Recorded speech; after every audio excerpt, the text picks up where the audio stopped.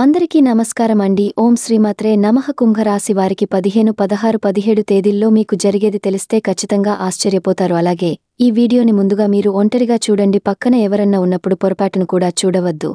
ఈ మాట నేను ఎందుకు చెప్పాను అన్న విషయం మీకు వీడియో వింటే చక్కగా అర్థమవుతుంది. ఎందుకు అని అంటే మనందరి వల్ల ఇబ్బంది లేకపోయినా కానీ మన అనుకునేటటువంటి కొందరి మనుషుల వల్ల మాత్రం జీవితంలో ఖచ్చితంగా కొన్ని రకాలైనటువంటి సమస్యలు అనుకోని చిక్కుముడులు పడేటటువంటి అవకాశం అనేది ఉంటుంది. కాబట్టి చాలా వరకు కూడా జాగ్రత్తగా ఉండాల్సినటువంటి పరిస్థితి. అదంతా కూడా నేను క్లియర్గా చెప్తాను. కాబట్టి వీడియోని పూర్తిగా చివరి వరకు వినేటటువంటి ప్రయత్నం చేయండి. దానివల్ల మీకు పూర్తిగా ఉపయోగమే తప్ప ఎటువంటి నష్టం అనేది మాత్రం ఉండదు. కాబట్టి పూర్తిగా వినండి. అలాగే మన వీడియోకి ఒక లైక్ ఇచ్చి సపోర్ట్ చేయండి.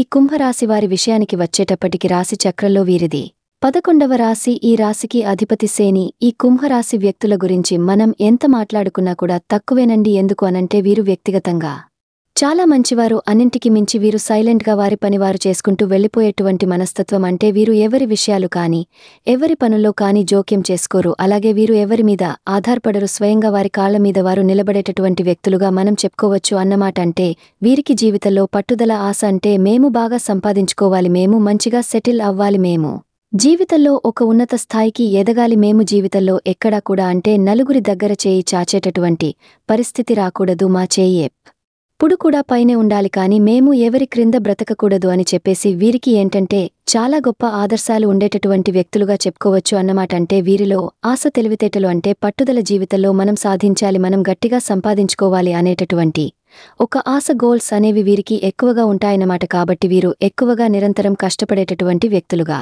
చెప్పుకోవచ్చు అన్నమాట. అంటే ఎప్పుడు కూడా మనము చాలా మందిని మనం గమనించినట్లయితే ఎలా ఉంటారు అని అంటే దేవుడు ఇచ్చినంత వరకి మనకు చాలు అని చెప్పేసి దుక్కుపోయే వాళ్ళు కొంతమంది ఉంటారండి. మనుషుల్లో రకరకాల వాళ్ళు ఉంటారన్నమాట. అలాగే ఈ కుంభరాశి వ్యక్తుల్లో కూడా చాలా రకాలుగా వీరి ఆలోచన విధానం అనేది ఉంటుందన్నమాట. కొంతమంది ఏముందిలే అని చెప్పేసి చాలా తక్కువ మంది వీరిలో అనుకునేవాళ్ళు. అట్లా అంటే దేవుడిచ్చినంతవరకు మనం సరిపెట్టుకుందాం అనే ఆలోచన వీరిలో చాలా తక్కువ మందికి ఉంటుందని చెప్పుకోవచ్చు. ఎక్కువగా ఆశావాదులుగా ఉంటారన్నమాట. అంటే మేము బాగా సంపాదించుకోవాలి, నలుగురిలో ఒక మంచి స్టేజ్లోకి వెళ్ళాలి అనేటటువంటి ఒక తపన, తాపత్రయంతో ఉంటారన్నమాట.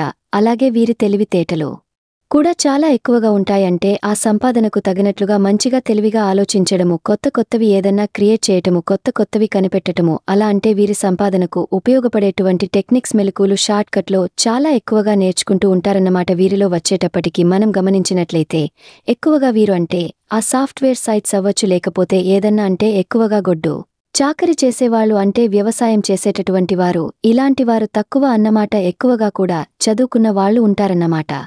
వారు చదువుకున్న దానికన్నా కూడా వీరు ఎక్కువగా కనిపెట్టము, ఎక్కువగా ఇంకా నేర్చుకోవటము, తెలిసిన దానికన్నా కూడా ఎక్కువగా తెలిసి ఉండటము, ఇలాంటివి ఏంటంటే తెలివితేటలు చాలా చురుకుగా ఉంటారని అని చెప్పుకోవచ్చు అన్నమాట. అంటే బద్ధకంగా ఉండటము, ఏమోలే అని చెప్పేసేసి వెనకడుగు వేసేటటువంటి వ్యక్తులు కాదు. అంటే ముందుకు సాగేటటువంటి వ్యక్తులు కుంభరాశి అని. అంటే కుంభం అంటే కుండలో నీరు అని చెప్పేసి అంటా ఉంటారు చూడండి. అంటే నిండుకుండా ఎప్పుడు కూడా తొనకదు అని చెప్పేసి అట్లా వీరి ఆలోచన విధానం కానీ వీరు మనుషులు ఉండేటటువంటి పద్ధతి కాని అంటే గబగబ మాట్లాడేసే సైలెంట్గా ఉంటారు. వదిలే ఒక్క మాట అయినా సరే గురిచూసి వదులుతారు. అవతల వాళ్ళు ఆ మాటకి అల్లాడిపోవాల్సిందే అన్నమాట. అట్లా గురిచూసి బాణం వేసినట్లుగా గురిచూసి మాట మాట్లాడతారు. గబగబ మాట్లాడటము, ఒకటికి 10 మాటలు మాట్లాడటం, ఇది వీరి మెంటాలిటీ కాదు. 10 మాటలు మాట్లాడవలసిన కాడ ఒకటే మాట మాట్లాడతారు. ఆ మాటకి అందరికీ ఆటోమేటిక్గా సైలెంట్ అయిపోయేటట్టుగా సమాధానం దొరికిద్ది అన్నమాట.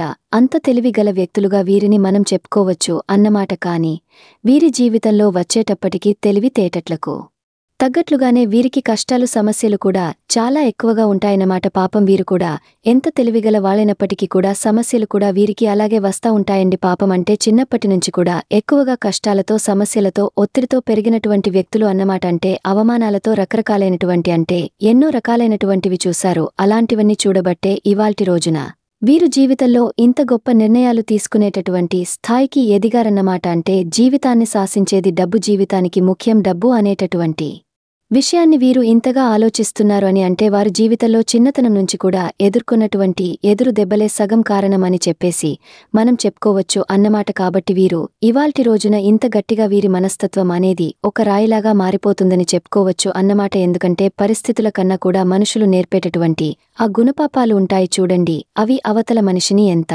మనిషినైనా సరే అంటే మంచితనాన్ని కూడా తీసేసి స్వార్థము ఏముందిలే అంటే జనానికి ఎక్కడ కూడా జాలి దయ ఇలాంటివి లేదు అని చెప్పేసి ఒక మెంటాలిటీ అంటే ఒక ఆలోచనకు వచ్చినప్పుడు ఏంటంటే అవతలి వాళ్ళు ఇలాగే ఇక జీవితం అంటే డబ్బు సంపాదించుకోవటము మనం అనుకునేటటువంటి మనుషుల కోసం బ్రతకటము అంతేకాని ఎక్కడా కూడా మనుషుల మధ్యలో జాలి దయ ఇలాంటివి లేవు అని చెప్పేసి ఇలాంటి నిర్ణయాలు తీసుకునేటటువంటి పరిస్థితి అనేది వస్తుందన్నమాట. కాబట్టి ఎప్పుడైనా సరే ఏదైనా సరే జీవితం అంటే డబ్బు ఒక్కటే కాదండి శాశ్వతము. మనుషుల యొక్క ప్రేమలు ఆప్యాయతలు అభిమానాలు ఇవి మాత్రమే ముఖ్యము. ఎందుకంటే మనం పుట్టుకతో వస్తు తీసుకువచ్చేది ఏది ఉండదు, అలాగే పోతూ పోతూ తీసుకుపోయేది ఏమీ ఉండదు. ఒట్టి చేతులతో వస్తాము, అలాగే ఒట్టి చేతులతో వెళ్ళిపోతాము. కాబట్టి మనుషులని ఎప్పుడు కూడా మన మాట వల్ల కానివ్వండి లేదా మన చేతల వల్ల కానివ్వండి లేదా వారి స్థాయిని బట్టి వారి హోదాలను బట్టి ఎప్పుడు కూడా తక్కువ చేసి మాట్లాడకూడదు. ఎందుకంటే ఎప్పుడు ఏ రోజులు అంటే ఓడలు బండ్లయ్యే రోజులు అంటారు, బండ్లు ఓడలు అవుతుంటాయి. ఇవాల్టి రోజున మీ స్థితిగతి బాగుండొచ్చు కానీ ఇంకొక రోజున ఇంకొక వారు స్థాయి స్థితిగతి ఉండొచ్చు. అంటే లక్ష్మీదేవి ఏంటంటే చెలిస్తూ ఉంటుందంట. ఒకరోజు ఒకరి దగ్గర ఉంటే ఇంకొక రోజు ఇంకొకరి దగ్గర ఉంటుంది. కాబట్టి ఎప్పుడైనా సరే ఉందిలే అని చెప్పేసి ఎగిరి పడవద్దు, లేదు అని చెప్పేసి కృంగిపోకూడదు అని చెప్పేసి పెద్ద పెద్ద మహానుభావులు చెప్పినట్లుగా ఈ కుంభరాశి వారి మనస్తత్వం కూడా ఏంటంటే వారు జీవితంలో పడినటువంటి అవమానాల వల్ల మనుషులు క్రియేట్ చేసినటువంటి పరిస్థితుల వల్ల ఈ రోజున వారు అంత కైనంగా మారిపోయారు అని చెప్పేసి చెప్పుకోవచ్చు అన్నమాట. అంటే వ్యక్తిగతంగా వారు చాలా మంచివారండి. ఇంత కైనంగా ఉన్నప్పటికీ కూడా జనాలకి అంటే వీరు ఏ అవమానాలు అయితే ఎదుర్కొన్నారో, ఎలాంటి బాధ అయితే పడ్డారో ఎదుటివారి వల్ల, అలాంటివి వీరి వల్ల ఎవరు కూడా పడకూడదు అని చెప్పేసి ఎదుటివారికి సహాయం చేయటానికి ముందుగా ఉంటారని చెప్పేసి చెప్పుకోవచ్చు అన్నమాట. అలా ఈ కుంభరాశి వ్యక్తుల గురించి మనం మాట్లాడుకుంటూ పోతే చాలా తక్కువ. కానీ అలాగే వీరికి ఏంటంటే చిన్న పిల్లల మనస్తత్వం. ఏదైనా సరేనా అనుకుని నమ్మితే ఎంతకైనా సరే వారు ముందుకు వెళ్ళిపోతారు. వారికి ఎంత సహాయం చేయటానికైనా సిద్ధంగా ఉంటారు. కానీ ఎదుటివారు వీళ్ళని వీరిని ఎలా చేస్తారు అని అంటే అవసరానికి వాడుకొని పక్కకు నెట్టేస్తూ ఉంటారు. ఆ విషయం అవతల వాళ్లకి వీరికి అర్థమైనప్పుడు ఏంటంటే చాలా మానసికంగా బాధపడుతూ ఉంటారు అన్నమాట. ఇంత అంటే వీరిక మనం సహాయం చేసింది, వీరిక మనం మాట్లాడింది, వీరిక మనం ఇంత చేశాం, కానీ ఇవాల్టి రోజున ఇంత జాలి లేకుండా ఇంత కృతజ్ఞత లేకుండా మాట్లాడుతున్నారే అని చెప్పేసి బాధపడుతూ ఉంటారన్నమాట. అలాగే వీరి కష్టాలు నష్టాలు ఏదన్నా ఫ్రెండ్స్ అని లేదా బంధువులని కానివ్వండి లేదా నా అనే మనుషులని చెప్పి ఎవరికన్నా చెప్పుకుంటూ ఉంటే వాళ్లే వీరి వెనకమాల గోతులు తవ్వేటటువంటి అవకాశం అనేది ఉంటుంది. కాబట్టి ఎప్పుడైనా సరే ఎంత పర్సనల్ విషయాలైనా సరే ఏదన్నా మరీ తట్టుకోలేని బాధ ఉంటే భగవంతుడికి చెప్పుకోండి, లేదా మీ తల్లిదండ్రులకు చెప్పుకోండి, మీ తోడ పుట్టిన వాళ్లకి చెప్పుకోండి. ఇంకా చెప్పాలంటే తోడ పుట్టిన వాళ్లకి కూడా వద్దనే చెప్తా నేనైతేనండి. ఎందుకు అనంటే తల్లిదండ్రులు అలాగే భగవంతుడికి చెప్పుకోండి, లేదా మీ భార్యకో మీ భర్తకో చెప్పుకోండి. అంతేకాని ఎవరికైనా అంటే అని చెప్పి ఈ రోజుల్లో ఎవరికి కష్టాలు నష్టాలు చెప్పుకునే రోజులు కాదండి. ఎందుకు అనింటే మన ఎదురుగా ఏదన్నా కష్టం వచ్చిందని చెబితే వినటానికి కూడా ముందు సిద్ధంగా లేరు జనము, వినటానికి కూడా ఆ ఎవరికి లేవమ్మా బాధలు అని చెప్పేసి తేలిగ్గా తీసేసేటటువంటి రోజులు. లేదంటే ఇంకా కొంతమంది ఏంటంటే నటించే అవునా అని చెప్పేసి పక్కకు వెళ్ళంగానే వీళ్లకి ఇట్లాగే జరగాలి, ఆ రోజున మమ్మల్ని అలా అన్నారు ఇలా అన్నారు అని చెప్పేసి ఎప్పటివో తవ్వి మరి సంతోషపడేటటువంటి రోజులు. కాబట్టి ఈ రోజుల్లో మనుషులు ఒక మనిషి మనమీద జాలి పడాలని చెప్పేసి ఎవ్వరూ ఎప్పుడు కూడా కోరుకోవద్దండి. ఎందుకంటే ఎవ్వరూ ఎవరి మీద జాలి పడరు. మనం మన స్వయంగా మనది ఏదైనా సరే మనది మనం పడాల్సిందే. కష్టమైన నష్టమైన మన బాధ మనం తీర్చుకోవాల్సిందే. కాబట్టి ఎవరికీ చెప్పి కూడా నవ్వులు పాలు అవ్వద్దు. ఇలాంటి చిట్కాలు అంటే ఇలాంటి మెలకువలు అనేది మీకు ఇంకా తెలిసి ఉండాలి. ఎందుకు అని అంటే ఈ కుంభరాశి వారి దగ్గర బోలా మనస్తత్వం కూడా ఎక్కువగా ఉంటుందన్నమాట. అంటే కాస్త మంచిగా మాట్లాడంగానే పొంగిపోతా ఉంటారు. అంటే మాకు అన్ని తెలుసు అనుకుని పొరపాట్లు చేసేస్తూ ఉంటారు. మేము చాలా తెలివిగలవాళ్లం అనుకుంటారు, అంతలోనే జారిపోతా ఉంటారు అన్నమాట. కాబట్టి ఆ మనస్తత్వం అనేది మీరు కొంచెం మార్చుకుంటే మీకు జీవితంలో మీరే కింగవుతారు అని చెప్పేసి మనం చెప్పుకోవచ్చు అన్నమాట. అలాగే మీమీద నరదిష్టి ప్రభావం అనేది కూడా చాలా ఎక్కువగా ఉంటుంది. కాబట్టి ఆ నరదిష్టి నుంచి బయటపడటం కోసం మీరు కాస్త అప్పుడప్పుడు ప్రతి ఆదివారం అవ్వచ్చు, కాస్త ఏదన్నా శనివారం పూట, అలాగే కాస్త ఏదన్నా సోమవారం పూట ఇలాంటప్పుడు కాస్త రాళ్ల ఉప్పుతోటి ఎండుమిరపకాయలతోటి దిష్టి తీసేసుకోవటము. అలాగే ఇరుగు పొరుగువారి నరదిష్టి అనేది కూడా చాలా ఎక్కువగా ఉంటుంది. కాబట్టి ఇంటిమీద అవ్వచ్చు, మనుషుల మీద అవ్వచ్చు, కాస్త మీరు ఇంటికి కూడా కాస్త గుమ్మడికాయలు కట్టుకుంటా ఉండటము, కాస్త ఏదైనా నిమ్మకాయలు కట్టుకుంటా అంటే ఆంజనేయ స్వామి గుడికి తీసుకెళ్లి నిమ్మకాయలు పూజ చేయించుకుని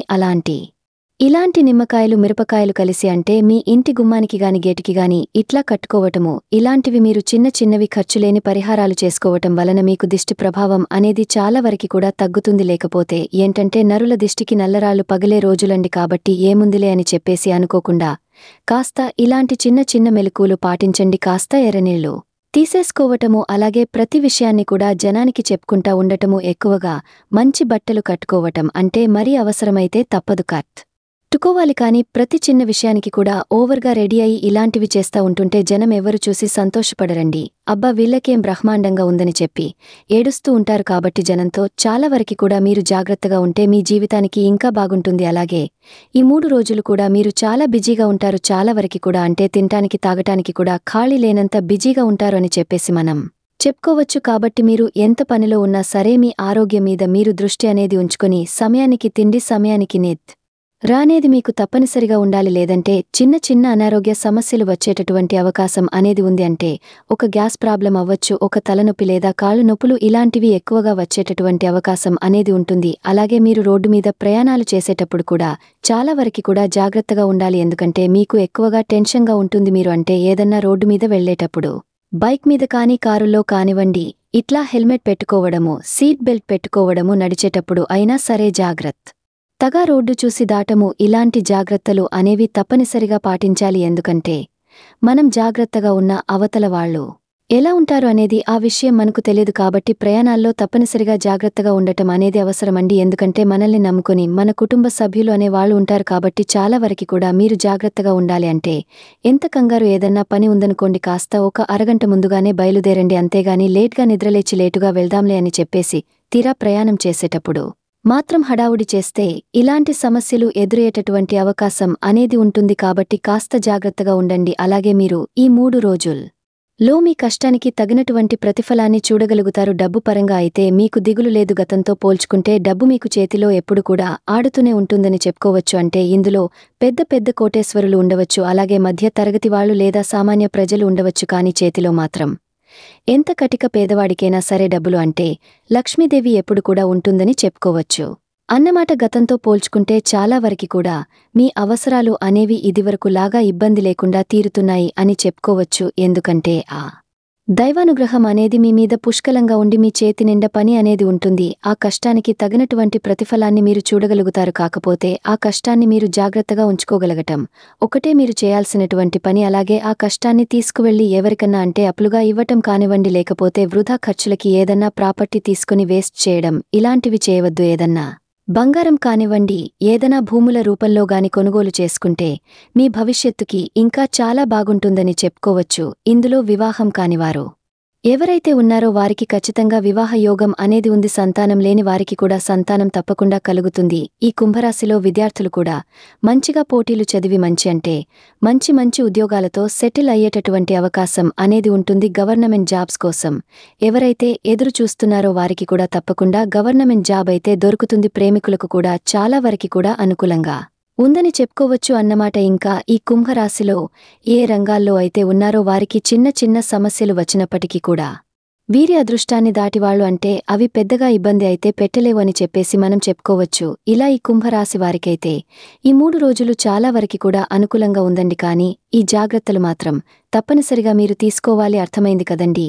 ఈ 3 రోజులు మీకు ఏంటి అనేది మన వీడియో నచ్చితే ఒక చిన్న లైక్ ఇచ్చి సపోర్ట్ చేయండి. మీరు లైక్ చేయడం వలన వీడియో మరి కొంతమందికి చేరేవారు కూడా తెలుసుకునేటువంటి అవకాశం అనేది ఉంటుంది. అలాగే మీకు తెలిసినటువంటి కుంభరాశి మిత్రులు ఎవరైనా ఉంటే వారికి కూడా షేర్ చేస్తే వారి జీవితానికి ఉపయోగపడే కొన్ని మాటలైనా వారు తెలుసుకుని ఉపయోగించుకునేటువంటి అవకాశం అనేది ఉంటుంది. కాబట్టి ఒక్క లైక్ ఇచ్చి షేర్ చేసి మన ఛానల్ని సబ్స్క్రైబ్ చేసుకుని ఆల్ అనే బెల్ని క్లిక్ చేస్తే నేను ప్రతిరోజు పెట్టేటటువంటి వీడియో ముందుగా మీకు నోటిఫికేషన్ రూపంలో చేరుతుంది. దానివల్ల మీరు మరింత విలువైనటువంటి సమాచారం తెలుసుకునేటువంటి అవకాశం అనేది ఉంటుంది. కాబట్టి ఈ వీడియో మీకు నచ్చినట్లయితే లైక్ చేసి సబ్స్క్రైబ్ చేసుకోండి. Thank you friends, thank you for watching.